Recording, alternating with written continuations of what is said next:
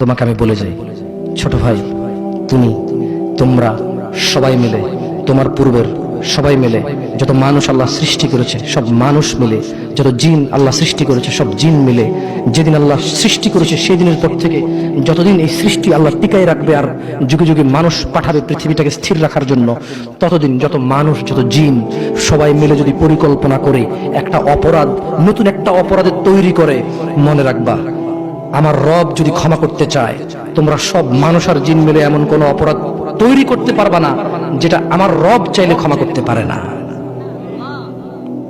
তুমি কোন অপরাধ তৈরি করবে আর বলবা যে এটা বুঝিয়া এটা কি আল্লাহ ক্ষমা করতে পারবে? এরকম অপরাধ তুমি পারবা না তৈরি করতে। বেঁচে থাকা অবস্থায় তুমি বেঁচে আসো, তোমার সামনে এমন একটা অপরাধ নাই যে অপরাধের ক্ষমা পাওয়া যায় না, মানুষের হক ছাড়া। তাও মানুষে মাফ করে দিলে পাওয়া যায়। মানুষে মাফ করে দিলে, আমি কি বুঝাতে পারছি না? বুঝতে পারি নাই। আমি কি বুঝাতে পারছি না? বুঝতে পারি নাই। দুনিয়া তুচ্ছ। তোমাকে আবার বলি, তুমি আল্লাহকে ভয় করো। তোমাকেই উদ্দেশ্য করে বলছি আমি, ইনশাআল্লাহ within 5 to 10 minutes I will finish। আমি 5 থেকে 10 মিনিট শেষ করে দেবো। বেশি কথা বললে কোনো লাভ হয় না। যতটুকু শুনেছেন যদি কাজে আসবে, সারাদিন বললো কাজে আসবে না। বুঝে আসছে না? আসে নাই? তোমার বয়স 60, সরি আপনি, আপনার বয়স 60, তোমার বয়স 20, আপনি আপনার বয়স 40। অনেক অপরাধ করে ফেলেছেন, মানে আল্লাহ ক্ষমা করার ক্ষমতা রাখে না। তো তাহলে আপনি ক্ষমা চান না কেন? কেন বলেন? শুনুন, আপনাকে বলি, আল্লাহ বলেন লা তাকনাতু মির রাহমাতিল্লাহ। মুহাম্মদ এদেরকে বলে দিন, এই উম্মত, তোমরা আল্লাহর দয়া থেকে নিরাশ হয়ো না। যেদিন তুমি মনে করবে আমার মতো কি অপরাধী আছে, আল্লাহ কি আমাকে ক্ষমা করবে, এটা তোমার ওই দিন সবচেয়ে, যত গুনাহ করেছো সবচেয়ে বড় গুনাহ ওইটা। যখন তুমি ধারণা করবে যে আল্লাহ কি ক্ষমা করবে আমাকে, এটা সবচেয়ে বড় গুনাহ।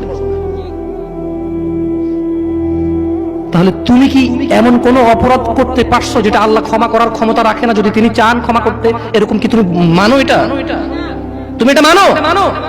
তাহলে তোমার অপরাধের ক্ষমা চাও আল্লাহর কাছে, ক্ষমা চেয়ে ফিরে আসো আল্লাহর দিকে। আল্লাহর দিকে ফিরে আসো, আল্লাহর দিকে ফিরে আসো, আল্লাহর দিকে ফিরে আসো। জানা অনেক হয়েছে, বন্ধ করো। তুবু ইলাল্লাহ, অনেক সিগারেট, গাঁজা, মদ, নেশা হয়েছে, ফিরে আসো। তুবু ইলাল্লাহ, অনেক মিথ্যে কথা বলে মানুষ ঠকিয়েছো।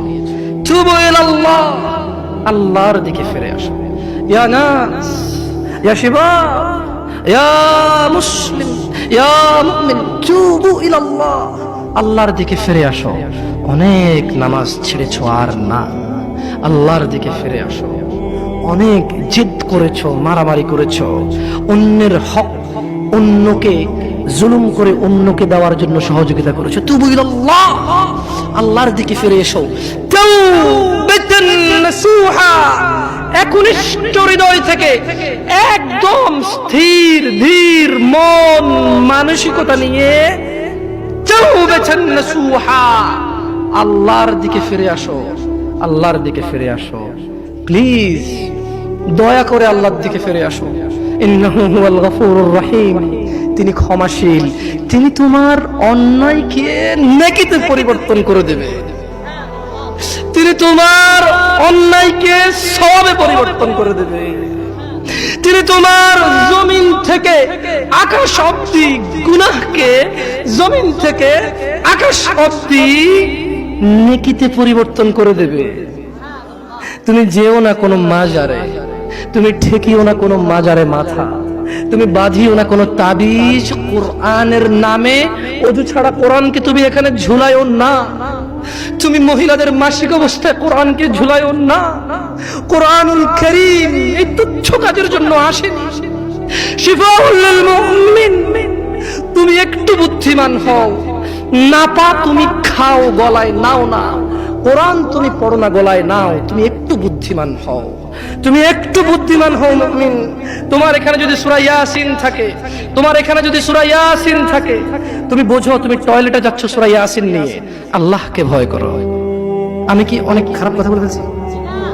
প্লিজ ক্ষমা করে দিন, আমি ছোট মানুষ, আমি ছোট মানুষ, আপনাকে বিরুদ্ধে বলতে আসি না। আল্লাহর কসম, আপনি রাগ করিয়েন না।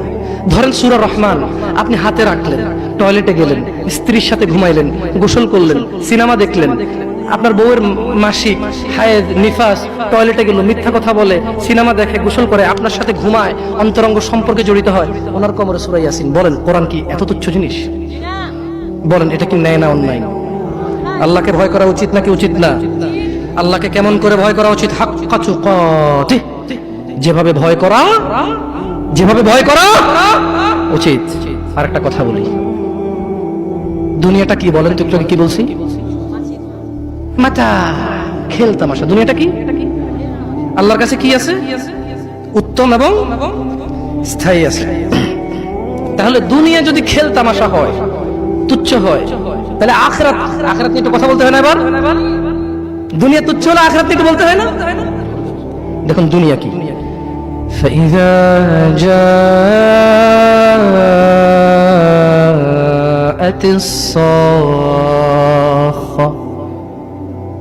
يوم يفر المرء من أخيه وأمه وأبيه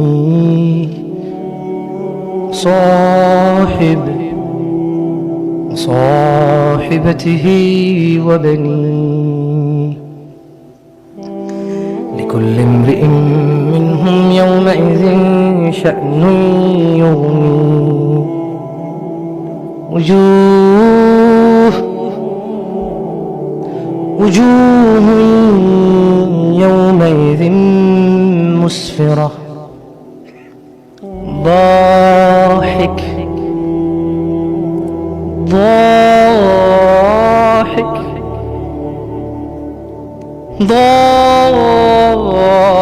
ضاحكة مستبشرة ووجوه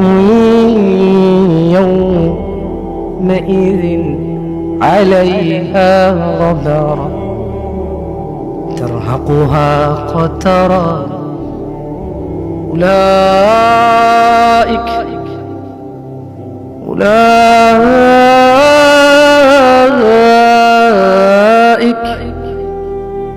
هم الكفرة الفجرة